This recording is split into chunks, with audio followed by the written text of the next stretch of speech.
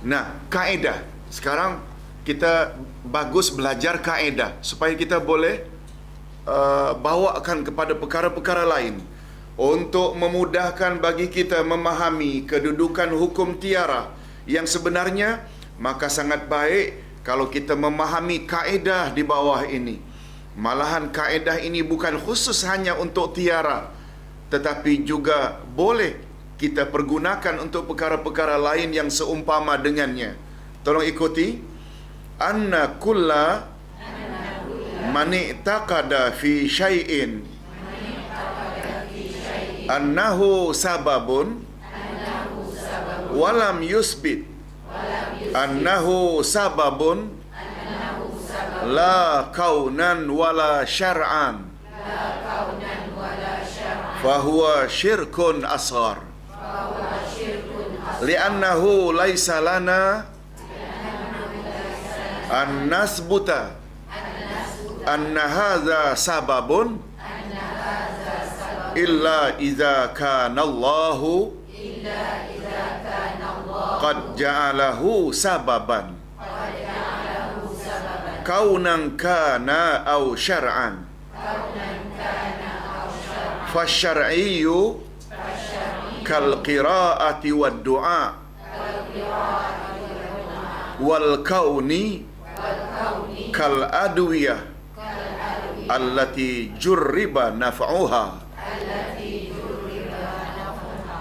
Coba camkan maknanya dengan baik. Setiap orang yang berkeyakinan bahawa sesuatu itu sebagai sebab, padahal tidak ada ketetapan bahawa ianya adalah sebab. Faham maknanya tidak ada ketetapan? Allah tak pernah sebut, Rasul tak pernah sebut dia sebagai sebab. Sama ada ia sebab kauni, iaitu tabi'i, sama dengan kauni, tabi'i sama, tahu sebab syar'i. Sebab kita hendak klasifikasikan dia sebab tabi'i macam air, bukan. Sebab syar'i pun tidak. Sebab tidak ada dalam Quran, tidak ada dalam hadis. Maka hukumnya syirik kecil.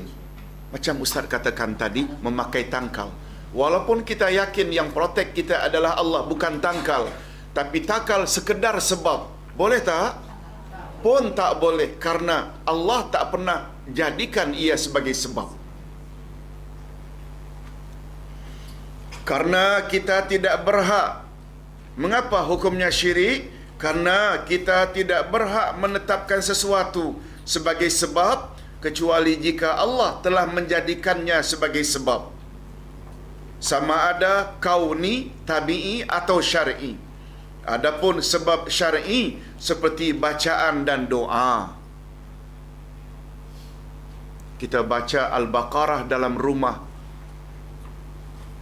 sebagai usaha atau sebab agar syaitan jangan masuk. Boleh tak?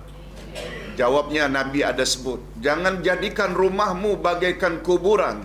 La taj'alu buyutakum qubura. Sesungguhnya rumah yang dibaca di dalamnya Al-Baqarah, syaitan tak boleh masuk. Innal baita tuqra'u fihi suratul Baqarah la yadkhuluhu syaitan. Nabi ada sebut. Lalu kita pun baca. Syirik tak?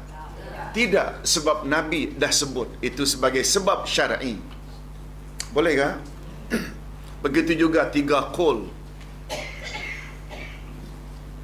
Bismillahilladzi la yadurru ma'asmihi syai'un fil ardi wala fis sama'. Banyak doa-doa. Dalam doa dan zikir Rasulullah, wirid Rasulullah pagi petang, itu semua termasuk sebab apa kan? Syar'i. Sebab ia tertera dalam Al-Quran atau hadis Nabi. Sedangkan sebab kauni atau tabi'i seperti obat-obatan yang telah dicoba kegunaannya. Mujarrab. Itu sebab dulu Ustaz ada sebut, obat ini mujarrab. Apa makna mujarrab? Yang telah dicoba.